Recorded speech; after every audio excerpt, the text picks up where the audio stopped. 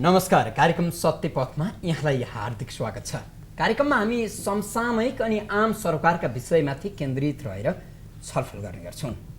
आज हामीले मुलुकको अत्यन्तै सम्मानित भाषा साहित्यको काम गर्ने साझा प्रकाशन बन्द हुने अथवा बिक्री हुने अथवा साझा प्रकाशन फेरि बौरिएर अगाडि बढ्ने यो सन्दर्भमाथि केन्द्रित रहेर छलफल गर्दैछौँ। साझा प्रकाशनका अध्यक्ष एवं महाप्रबन्धक डोलिन्द्र प्रसाद शर्मा र साझा प्रकाशनका सञ्चालक समिति सदस्य एवं पूर्व मन्त्री तथा माओवादी केन्द्रका एकजना प्रभावशाली नेता दीननाथ शर्मासँग। श्रोता, 46 पछि राणा अथवा पञ्चायतकालमा खोलिएका उद्योग यस्ता सार्वजनिक संस्थानहरू भटाभट बन्द भए।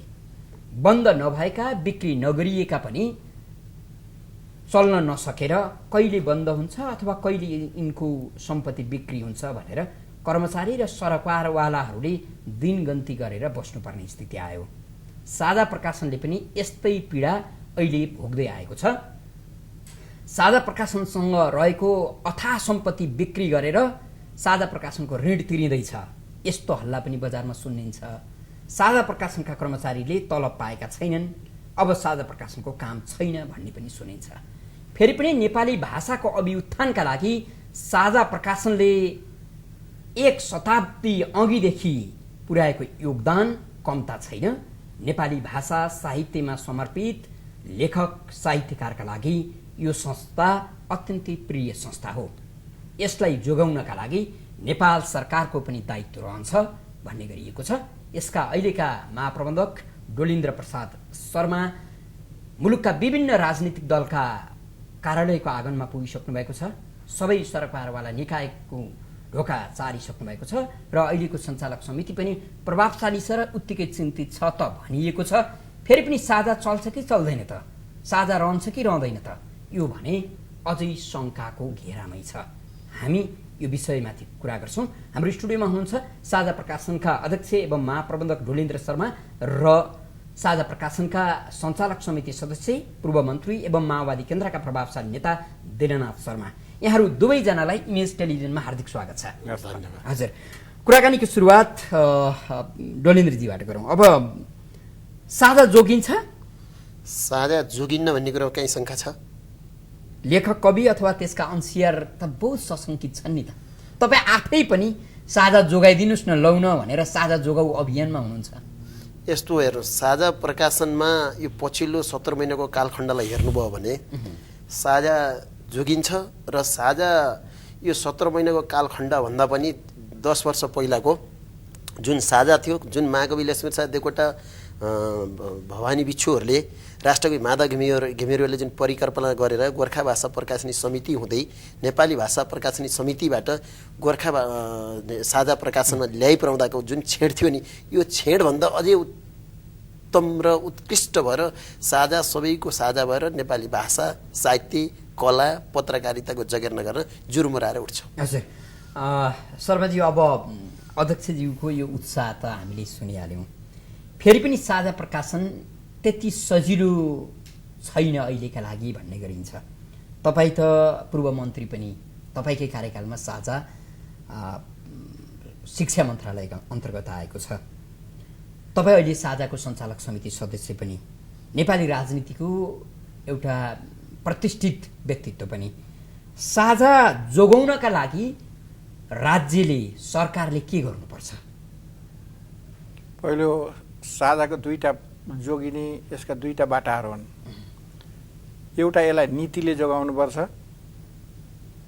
अर्को राज्यले राज्यद्वारा संरक्षित भाषा साहित्य संस्कृतिको मानक संस्थाको रूपमा राज्यले संरक्षकत्व प्रदान गर्नुपर्छ। अहिले यो हालतमा पुग्नुको पछाडिका दुईटा कारणै मैले त्यही भने। एउटा, नीतिका कारणले यसलाई धरायसी बनाइयो, यसको व्यवसाय निजीलाई दिने, यसको काम निजीलाई दिने भनेर सरकारले जसरी निर्णय गरिदियो, जनक शिक्षा सामग्रीको काम निजीलाई दिने, साझा प्रकाशनको काम निजीलाई दिने भनेर नीतिगत रूपमा निजीकरणको, व्यापारीकरणको जुन चाहिँ प्रभाव पार्यो, त्यसले यसलाई धरायसी बनायो। एक दोस्रो कुरा त्यहाँ काम गर्ने कर्मचारीहरू, त्यहाँ चाहिँ साझामा बस्ने कर्मचारीहरू पनि निजीबाट प्रभावित भए र उनले यो साझालाई संरक्षण गर्नुपर्छ, जोगाउनुपर्छ भन्नुभन्दा पनि एउटा चाहिँ मानसिकता, जागिरे मानसिकता बन्यो। त्यसकारण यी दुईटा कारणले, एउटा त्यहाँको व्यवस्थापनको कारणले, दोस्रो नीतिका कारणले यो धरायासी भयो।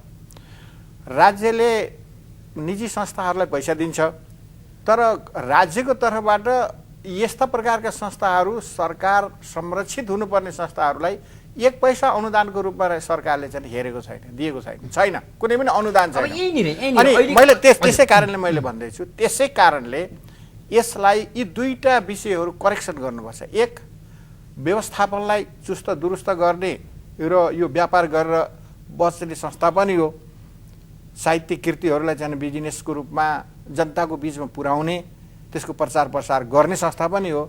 त्यसलाई एकातिरबाट व्यवस्थित गर्नुपर्छ भने अर्कोतिर राज्यले नीतिगत रूपमै परिवर्तन गरेर यसका व्यवसायहरूलाई, यसका व्यापार प्रवर्धन गर्ने र यसलाई राज्यद्वारा संरक्षित स्रष्टाहरूको सम्मानित संस्था, भाषा साहित्य संस्कृतिको मानक संस्थाको रूपमा विकास गर्न राज्यले नीति बनाउनु पर्छ। यो त तपाईको जुन विचार आयो साझा प्रकाशन सिङ्गो संस्थाको लागि अत्यन्तै राम्रो सुखद संयोग पनि हो। अहिले संयोगले तपाईकै पार्टीको सरकार पनि छ।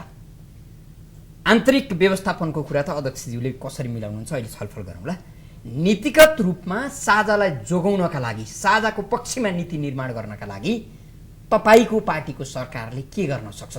साझाको म मन्त्री हुनुभन्दा पहिले व्यक्तिगत रूपमा मेरो पनि साझाले पुस्तक प्रकाशित गरेको छ। म त्यसको एउटा अंशियार छु।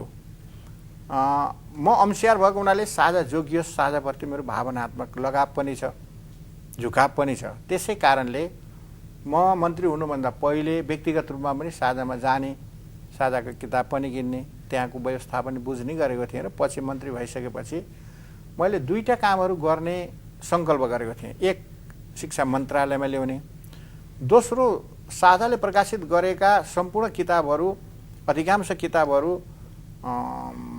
उच्च माध्यमिक शिक्षा परिषदको माध्यमबाट र शिक्षा मन्त्रालयको माध्यमबाट प्रत्येक अहिलेसम्म चाहिँ शिक्षा मन्त्रालयले अरबौँ लगानी गरेको छ, खरबौँ लगानी गरेको छ, तर पुस्तकालय व्यवस्थापन गर्ने भनेर गरेको छैन। पुस्तकालय बिनाका शिक्षण संस्थाहरू छन् अहिले पनि। त्यसकारण प्रत्येक चाहिँ स्कुलमा पुस्तकालय बनाउने र राज्यको तर्फबाट थोरै थोरै पुस्तकहरू किनिदिएर त्यहाँसम्म पुर्याउने, गाउँघरसम्म पुर्याउने, गाउँमा भएका स्कुलहरूसम्म पुर्याउने र गाउँका बालबालिकाले पनि साझाले प्रकाशित गरेका सामग्रीहरूको मुख देख्न पाउने परिस्थिति सिर्जना गर्ने, यी दुईटा सङ्कल्पका साथ र जनशिक्षा सामग्री र शिक्षा मन्त्रालयलाई एउटा छातामुनि, शिक्षा मन्त्रालयको छातामुनि राखेर जनकले छाप्ने किताबहरू छाप्ने, पाठ्यपुस्तकहरू छाप्ने र त्यसले समग्र 1 देखि 10 सम्म जनकले छाप्ने र समग्र किताबहरूको चाहिँ वितरण पहिला जसरी भएको थियो त्यसरी नै साझाले गर्ने। यति गरिदिन सकियो भने यो संस्था बच्छ भनेर मैले प्रयत्न गरेँ, मेहनत गरेँ। तर मेरो मेहनत चाहिँ कहाँ न शिक्षा मन्त्रालयमा ल्याउनसम्म सफल भयो। तर अब प्राइभेट संस्थाहरू, प्राइभेट कम्पनीहरू र जुन सहकारी छ उसले कानुनी रूपमा अडचन थापेर त्यसका विरुद्ध मुद्दा हाल्ने, त्यहाँ व्यक्तिहरूका विरुद्ध मुद्दा हाल्ने, अड्काउने, काम कारबाहीहरू अगाडि जान नदिने, त्यसैका आधारमा चाहिँ कर्मचारीहरूलाई डिभिजन गर्ने, बाँड्ने, बाहिरबाट चाहिँ एक थरी आफ्नो इन्ट्रेस्ट भएका प्राइभेट सेक्टरका व्यक्तिहरू र इन्ट्रेस्ट भएका व्यक्तिहरूले नाङ्गो रूपमा त्यहाँ चाहिँ हस्तक्षेप गरिदिए। त्यसले पनि यसलाई के गरियो भन्दाखेरि पछिल्लो चरणमा धरायासी बनाउन गयो। अब नीतिगत रूपमा जनक शिक्षाको व्यापार साझाबाट खोसाउने र नीतिगतै रूपमा साझालाई अप्ठ्यारो पार्ने जुन नीति विगतमा बन्यो त्यसलाई सुधार्न सकिन्छ कि सकिन्न? अब हस्तक्षेप चाहिँ ठुलो हस्तक्षेप छ त्यहाँ। हस्तक्षेप केवल राष्ट्रिय मात्रै छैन, अन्तर्राष्ट्रिय छ। साझामा पनि जनकमा पनि। जनकको सम्पूर्ण छाप्ने काम निजीलाई दिनुपर्छ भनेर नेपालमा हामीलाई सहयोग गर्छौँ भन्ने विदेशी संस्थाहरू जो कमिसनको लागि उनीहरू आएका छन्, हामीलाई सहयोग गर्छौँ भन्छन्। डोनर एजेन्सीहरू हाम्रो देशको हितको लागि आएका होइन, उनको आफ्नो इन्ट्रेस्ट पुरा गर्नको लागि आएका हुन्। मैले यसो भन्दाखेरि अन्यथा नहोला, म सरकारमा भएको पार्टीको नेताले यो भन्दाखेरि अन्यथा नहोला, मैले जीवनमा भोगेको मैले देखेको चाहिँ नि यो अनुभूति हो। मलाई म शिक्षा मन्त्री छँदाखेरि डोनर संस्थाहरूले समग्र 1 देखि 10 सम्म प्राइभेटलाई छाप्न दिन्छ, जनकमालाई दिनुहुन्न, जनकले त्यो काम गर्न सक्दैन। अहिले पनि मिडियामा जनकका विरुद्ध सबभन्दा ठुलो चाहिँ नि प्रचारबाजी हुन्छ र त्यो जनकलाई समाप्त पार्नको लागि सोही शिक्षा मन्त्रालयका कर्मचारीहरू संलग्न छन्, निजीसँग र कमिसनको चाहिँ नि भरमा ती चाहिँ नि व्यक्तिहरूले के गरिदिन्छन् भन्दाखेरि निजीसँग मिलेर त्यहाँ हुने निर्णयहरूलाई चाहिँ उल्टाइदिनको लागि निर्णय गर्ने सन्दर्भमा चाहिँ त्यसलाई प्रभावित गर्नको लागि सहयोग गर्छन्। र उनीहरू पनि कर्मचारीहरू पनि केवल शिक्षा मन्त्रालयको मात्रै होइन, अर्थ मन्त्रालयमा जानुहोस् र अन्यत्र जानुहोस्, सबै निजीका चाकरको रूपमा चाहिँ नि उनीहरूले राज्यको चाकरको रूपमा, जनताको चाकरको रूपमा, जनताको सेवकको रूपमा, राष्ट्रको सेवकको रूपमा होइन, विदेशीको चाहिँ नि डोनर एजेन्सीको चाहिँ उनीहरू चाहिँ चाकरको रूपमा उनलाई चाहिँ डोनर एजेन्सीहरूले बाहिर घुमाइदिन्छन् भने केही चाहिँ नि अलिअलि चाहिँ उनीहरूले चाहिँ नि राम्रो पनि गरिदिन्छन्। त्यस कारणले हाम्रो देशको समग्र प्रशासनिक संयन्त्रमा डोनर एजेन्सीहरूको जुन प्रकारको प्रभाव छ त्यो चाहिँ यसको यो पीडा पहिला मुख्य सचिवका लीलामणिले पनि राम्रै प्रभाव यसको चाहिँ ऊ गरेका छन्। यसलाई चाहिँ यसबाट मुक्त गर्नको लागि उनले आफ्नो ठाउँबाट कोसिस गरेका हुन्, तर सम्भव भएन। त्यसो हुँदाखेरि विदेशी संस्थाहरू पनि, विदेशी डोनर संस्थाहरू पनि र यहाँका निजीहरूको पनि जुन मिलेमतरो गठबन्धन छ यसले नै समाप्त पारेको छ। मेरो चाहिँ प्रयत्न पनि यसलाई तोड्न सक्दैन भने त्यो त दुर्भाग्य होइन र भने होइन, सकेको भए मैले नै त्यो निजीको प्राइभेट संस्थालाई नदिने भनेर निर्णय गरिदिन सक्ने थिएँ, मैले सकिनँ। शिक्षा मन्त्रालयमा पनि मानेनन् र अझ उल्टै समग्र यसको व्यापार बिजनेस साझा र चाहिँ जनक जस्ता यी चाहिँ संस्थाहरूलाई डुबाउनुपर्छ र यो समग्र व्यापार बिजनेस निजीलाई दिनुपर्छ भन्ने राष्ट्रिय रूपमा मात्रै होइन अन्तर्राष्ट्रिय दबाब समेत मन्त्रीहरूलाई आउँछ भने त्यहाँभन्दा चाहिँ विडम्बना, त्यो देशको विडम्बना अरू के हुन्छ? अच्छा हजुर डोलेनजी, अब आन्तरिक व्यवस्थापन सुधारेर साझा जोगाउन सक्ने अवस्था कतिको देख्नुहुन्छ? मैले त सुरुमा पनि भने साझा प्रकाशनमा व्यवस्थापकीय कमी कमजोरी नभएको होइन। एउटा सुरुमा मैले पदबाली गर्दा नि भनेको थिएँ साझा प्रकाशन डुबेको होइन, यसलाई डुबाइएको। साझा प्रकाशनको 2065-66मा खातामा 6-7 करोड रुपियाँ दाम पैसा छ। 2071मा आउँदाखेरि यसको थाप्लोमा साझाको चाहिने ऋण नै दायित्व नै 40 करोड छ। यो कालखण्ड साझाको सबभन्दा खतरनाक कालखण्ड हो। र हजुरको अर्को कुरा के छ भन्नुहुन्छ भने साझा प्रकाशनमा जनक शिक्षा सामग्री केन्द्रको जिएम साहब ऊ हुन्छ, पदेन सदस्य हुन्छ। त्यसपछि लाएर पहिला जनकमा पनि साझाको पदेन सदस्य हुनुहुन्थ्यो, अहिले साझाको पदेन सदस्य जनकमा हुँदैन, जनकको पदेन सदस्य यता हुनुहुन्छ। दुईटा जिएम साहबको स्वार्थ मिल्यो। कसरी स्वार्थ मिल्यो भन्नुहुन्छ भने जनक शिक्षाले पुस्तक दिने, साझाले बेच्ने, जनकलाई भुक्तानी नगर्ने, दुईटा जिएमहरूको मिलोमतोमा विभिन्न प्रक्रियाहरू मिलाउने मात्र काम भयो एउटा। अर्को कुरा के भयो भन्नुहुन्छ भने कामको विकल्प खोजिएन। जनकको पुस्तक मात्र बेच्ने, त्यहाँ चाहिँ त्यो जिएमको कुर्सीमा जिउँदो मान्छे अथवा मरेको मान्छे जो राखिदिए पनि जसरी संस्था चलेको थियो त्यसै गरी चल्यो, किनभने त्यहाँ विकल्पहरू खोजिएन। खुरोखुरी त एउटै मात्र विकल्पमा साझा प्रकाशन सुरुदेखि विक्रम सम्वत 2028मा नयाँ शिक्षा ऐन नआउँदासम्म साझा प्रकाशनले पाठ्यपुस्तक उत्पादन बिक्री वितरण सबै काम गर्थ्यो। शिक्षा ऐन आइसकेपछि साझा प्रकाशनको उत्पादनलाई रोकेर बिक्री वितरणमा मात्र सीमित गरियो। त्यो बिक्री वितरणलाई पनि यो 2046 सालमा प्रजातन्त्र आइसकेपछि केही अप्ठ्याराहरू आए। निजीकरण संस्था, यस्ता संस्थालाई निजीकरण गर्ने जब माहौलै त्यतिखेर चल्यो, त्यतिखेर साझा प्रकाशनलाई सिद्धाउन खोजिएको। तर तत्कालीन प्रधानमन्त्री कृष्णप्रसाद भट्टराईले तत्कालीन मूर्धन्य स्रष्टाहरू जो जानुभयो 46 जना स्रष्टाहरूको मागलाई सम्बोधन गरेर ठाडो निर्देशन दिनुभयो, जे जसरी साझा प्रकाशनले काम गर्दै आएको थियो र जनकले गर्दा त्यही त्यसरी गर्ने भनिसकेपछि फेरि वितरण पायो। साझा शुद्धिकरण गर्न तपाईँले के गर्नु भएको छ? साझा शुद्धिकरण गर्नलाई एक नम्बर त साझा प्रकाशनमा हाजिर गरेर खाने first class, second class, third class अफिसरलाई बिदाई गरियो। र अब साझा प्रकाशनमा अहिले चाहिँ हाजिर गरेर खान हुँदैन है, साझा प्रकाशनमा काम गरेर खानुपर्छ। किनभने साझा प्रकाशन भने कस्तो संस्था हो भने यसले उत्पादन व्यापार गर्ने र 1 पैसा कमाउने, त्यो 1 पैसा मध्ये 0.5 पैसा तलबमा, कार्यालय व्यवस्थापनमा, 0.5% फेरि साहित्य कला सङ्गीत पत्रकारिता जगेर्ना गर्ने कुरामा गर्ने हो। तर यो पछिल्लो कालखण्डमा के भयो भने चाहिँ उत्पादन नै भएन। उत्पादन भएका पुस्तकहरू पूर्वाग्रहित भएर बिक्री वितरणमै गरिएन। 22 करोडका पुस्तकहरू गोदाममा थन्काइयो। एकैचोटि 60वटा पुस्तकहरू प्रकाशन गर्ने हुइम चलाइयो। ती पुस्तकहरू एउटा पनि बिक्री वितरण भएन। ती 60वटा छापिएका पुस्तकहरू तपाईँलाई गोदाममा आएर हेर्नुहोस्, 1000 प्रति छापेको 10 प्रति पनि बिक्री भएको छैन। तर हजुर के भयो, सबैको रोयल्टी पनि दिइयो, भएको पैसा पनि तपाईँको जम्मै के गरियो, लगानी गरेर गोदाममा ल्याएर थन्काइयो। त्यसले गर्दा अहिले साझा प्रकाशन बजारको आवश्यकता अनुसार साहित्यको परिधिभित्र परेका भनसुनभन्दा बाहिर भएका वास्तविक साहित्यिक कृतिहरूलाई छापेर हामी अगाडि बढेका छौँ। बन्द अवस्थामा रहेको संस्थाले म आइसकेपछि नै हजुरको मैले पदबाली गर्दाखेरि बिर्ता मोड पूर्वका कार्यालयहरू अनुगमन जाँदाखेरि मैले पदबाली गरेँ माघ 5 गते, म फागुनमा कार्यालयहरू अनुगमनमा जाँदा म जाँदाखेरि 9 महिनादेखि तल खान पाउनु भएको थिएन। अहिले मैले पदबाली गरेर काम गर्न थालेका 17 महिना भए, 17 र 9 कति भयो, 26 महिना भयो। अहिले उहाँहरूले चाहिँ तलब खान पाउनुहुन्छ। यसको मतलब फेरि पुरै तलब खानुहुन्छ भन्नु भनेको अब साझाको सम्पत्ति बिक्री गरेर ऋण तिरिने पनि छैन अथवा साझा बन्द गरिने पनि छैन। यस्तो छ, हेर्नुहोस्, साझा प्रकाशनमा हामी आउनुभन्दा पहिला सहकारी विकास ब्याङ्कबाट हेर्नुहोस्, त्यहाँ दुईवटा कुरा हजुरले गम्भीर रूपमा हेर्नुपर्ने छ। हजुरको गरिमामय मिडियाबाट सबै आम सरोकारहरूले थाहा पाउनुपर्ने छ। साझा प्रकाशनले क वर्गका यत्रा धेरै ब्याङ्क हुँदाहुँदै किन सहकारी विकास ब्याङ्कबाट पैसा लियो त्यत्रो महँगो ब्याजमा? 1 नम्बर 18%। 2 नम्बर आफ्नै हजुरको खोल्टीमा भएको पैसा मलाई सापट दिएर मबाट तपाईँले चर्को ब्याजमा पैसा लिनुभएको छ। मैले भन्न खोजेको हाम्रो खातामा 1 करोड 88 लाख रुपियाँ सिटिजन ब्याङ्कमा छ। त्यही पैसा फेरि कोलाटा राखेर 1 करोड 88 लाख रुपियाँ दिएर हामीले हाम्रै पैसाको ब्याज तिरेका छौँ। त्यहाँभित्र के छ स्वार्थ? विगतको साझामाथिको त्यो सुनियोजित षड्यन्त्रलाई छोडेर साझाको ऋण तिर्नका लागि साझा बेच्ने अथवा साझा ऋण तिर्न नसकेर निजीकरण गरिदिने यी काम हुन्छन् कि हुँदैन? मैले मेरो अनुभवमा अब श्रद्धेय दाइले नीतिगत भन्नुभयो, साझा प्रकाशनमा नीतिको समस्या होइन, नियतको समस्या छ। त्यहाँ मैले तपाईँलाई नियतको त सरकारी कर्मचारीको पनि त रहेछ नि त। मैले यसमा हजुरलाई के भन्छु भने नीतिले साझा प्रकाशनलाई पैसा दिनुहुन्न भनेर कहीँ पनि छैन।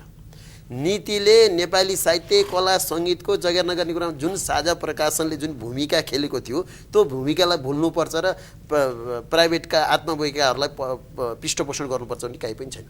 मैले भन्न खोजेको के हो मात्र हो भन्नुहुन्छ नि, साझा प्रकाशनमा र साझा प्रकाशनले यातायातको सुविधा नहुँदा, सञ्चारको सुविधा नहुँदा, भारतको कुना कन्दरामा गएर पाठ्यपुस्तकहरू छापेर हेलिकप्टर चार्टर गरेर त्यसपछि खच्चडहरूमा चाहिँ बोकाएर कुना कन्दरमा पाठ्यपुस्तक पुऱ्याएको हो कि होइन? सामुदायिक विद्यालयका पाठ्यपुस्तक पुऱ्याउँदाखेरि साझा प्रकाशनले साहित्यिक कृतिहरू पनि पठाउँथ्यो। अहिले कसैले पठाउँछ साहित्यिक कृतिहरू? महाकवि देवकोटाको मुना मदन 1-2 जनाले छाप्लान् के महाकवि देवकोटाका सम्पूर्ण कृतिहरू अहिले बजारमा पाउनुहुन्छ। बिपीका केही कृतिहरू आफ्नो नितान्त स्वार्थको लागि बिपीका कृतिहरू बिपी कसले बनाएको? बिपीको साहित्यिक धरोहर कसले उठाएको? आज हेर्नुहोस् त, साझा प्रकाशनबाट बिपीका कृतिहरू साझा प्रकाशनलाई सूचना समेत नदिइकिने निजी प्रकाशनहरूले छापेका छन्। यसबाट के बुझ्न सकिन्छ? साझा प्रकाशनमा बसेर प्राइभेटको हातमा बोकेका कर्मचारी साथीहरूले नै साझा सिद्धाए। सरकारी निकाय पनि त्यही भएछ। एउटै संस्थाको बारेमा एउटै व्यक्तिले 4 थरीको टिप्पणी उठाउँछ र 4 थरीको पत्र लेख्छन्, त्यहाँभित्र के छ? त्यसले गर्दाखेरि मैले अझ अर्को कुरा के भन्छु हजुरलाई भने, मैले हजुरले भने जस्तै 3800 पत्र मैले पठाइसकेँ। सम्माननीय अहिले प्रधानमन्त्री पुष्पकमल दाहाल प्रचण्ड सरकारको संयोजनकारी भूमिका निर्वाह गर्नुभएको थियो। हामी साहित्यकारहरू राष्ट्रकवि माधव घिमिरे, मदनमणि जित्थिस लगायत वासुदेव त्रिपाठी सबैजना पेरिस डाँडामा, इभन हाम्रो किरण मोहन वैद्य किरण पनि जानुभएको थियो। त्यतिखेर उहाँले के भन्नुहुन्थ्यो, यहाँ सबैजनाले हामीलाई आश्वासन नदिउँ, हामीलाई चाहिनु यो समस्या समाधान गरौँ भन्नुभएको छ। म यो गर्छु, म पनि साझा बचाउ अभियानको अभियन्ताको रूपमा हुँ, मलाई जोड्नुहोस् भन्नुभएको थियो। अहिले उहाँ नै त्यो पदमा हुनुहुन्छ र अस्ति हामीले भेट्दाखेरि उहाँले भन्नुभयो साझा प्रकाशन उठाउनुपर्छ, यसलाई बचाउनुपर्छ, जगेर्ना गर्नुपर्छ, यो मेरो कार्यकालमै हुन्छ। दिनाथ शर्माजी, अब साझा आवश्यक त छ नि होइन, त्यो महसुस त तपाईँले गर्नुहुन्छ? 103 वर्षको इतिहास बोकेको, भाषा साहित्य संस्कृतिको जगेर्ना गरेको यस प्रकारको अर्को संस्था सरकारले राज्यले बनाउनु पर्ने अरबौँ खरबौँ रुपियाँ खर्च गर्नुपर्ने व्यवस्था गर्नुपर्ने परिस्थिति रहेको यो सन्दर्भमा यसलाई एउटा महत्त्वपूर्ण मानक संस्थाको रूपमा विकास गरेर लिएर जानको लागि राज्यले लगानी गर्नुपर्छ, राज्यले पैसा दिनुपर्छ, नीतिगत सुधार गर्नुपर्छ। अहिले तत्काल कर्मचारीहरू तलब खान नपाएका कर्मचारीहरूलाई सरकारले तीनटा कुराहरू गर्नुपर्छ।